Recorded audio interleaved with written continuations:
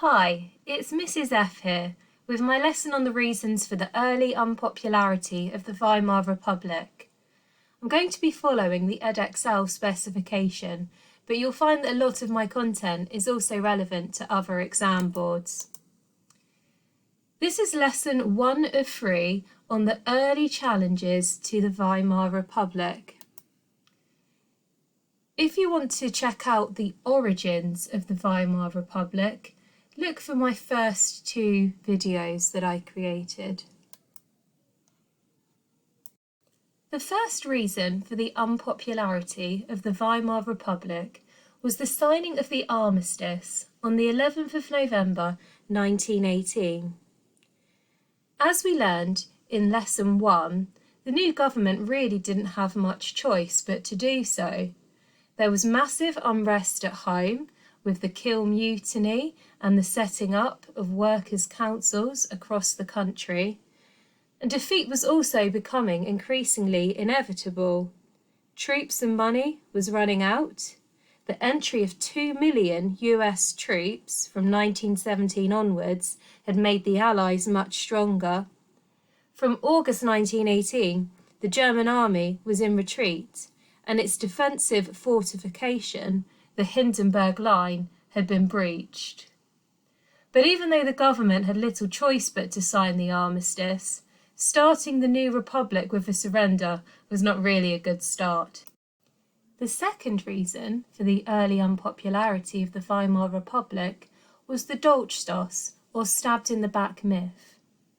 Although the German army was in retreat at the time of the armistice, it hadn't yet been defeated and still held occupied territory.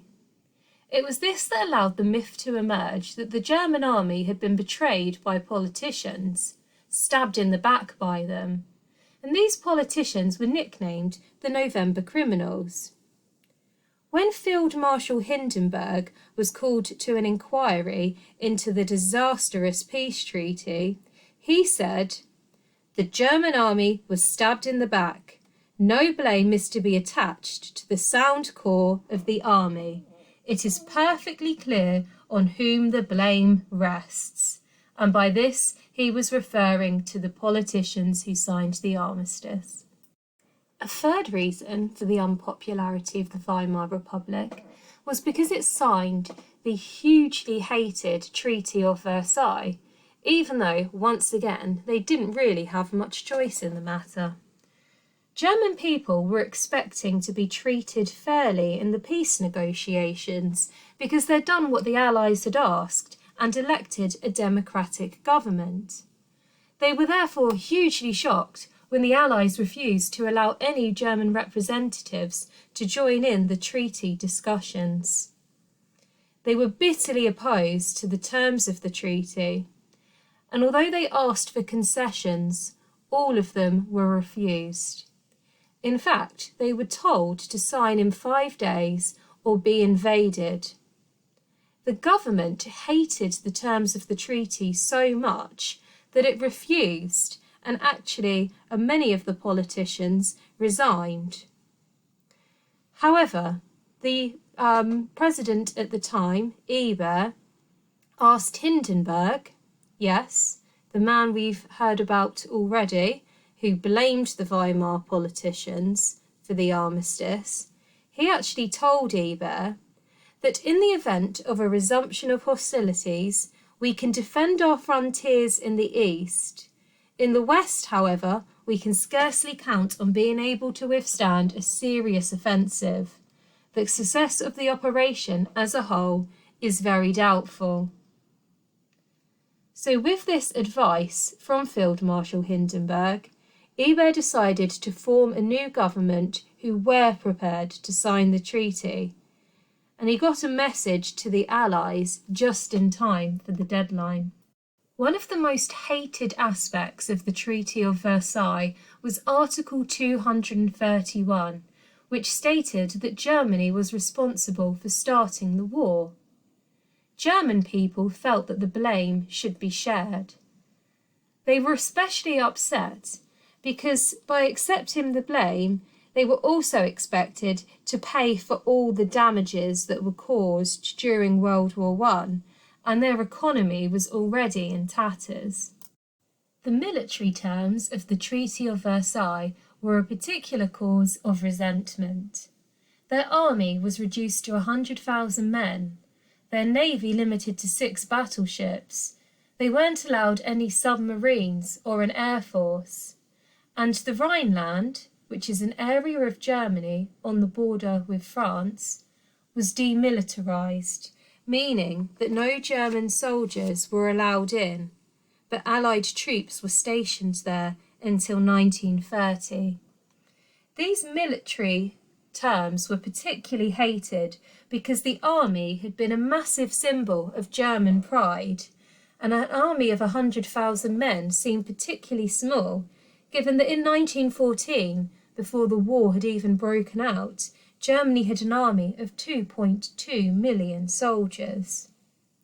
The other reason for hatred of the military terms was that they were concerned that Germany would be unable to defend itself, particularly as the other European nations did not disarm in anywhere near the same way that Germany did. The map on the PowerPoint, produced by the wonderful John D. Clare, shows us some of the European territories which were taken away from Germany as a result of the Treaty of Versailles. Germany also lost all of its colonies, and the loss of empire was a particular blow to German pride. To make matters worse, Britain and France increased their own empires by taking control of former German territories in Africa and the Far East. Another thing which particularly angered Germany was West Prussia and Posen being given to Poland. As you can see from the map, Germany was literally cut in two by what was nicknamed the Polish Corridor. The Treaty of Versailles had a huge impact on Germany's economy. Firstly, they had to pay reparations, just another word for compensation, to the victorious nations. By the time they finally calculated it in 1921, this stood at a huge £6.6 billion. On top of this, it was made more difficult for them to even pay the reparations because the output of the rich Saar coalfields was given to France for 15 years. In total, they lost almost 50% of their iron and 15% of their coal reserves. In addition, giving up its colonies meant the loss of overseas property and investment. As we're already aware, Germany had huge debts from trying to finance the war, and they were unsure how they were going to pay the huge reparations bill. So as well as the Treaty of Versailles making the German economy weak, it also made the Weimar Republic politically weak, because even though politicians had little choice but to sign the treaty, it was so harsh that they ended up being resented by the German people, who saw them as being linked to defeat, humiliation, and weakness. I hope you found this video useful. Please wait until next week when I'll be giving my second lesson on the early challenges of the Weimar Republic, looking at the challenges posed from left and right-wing groups.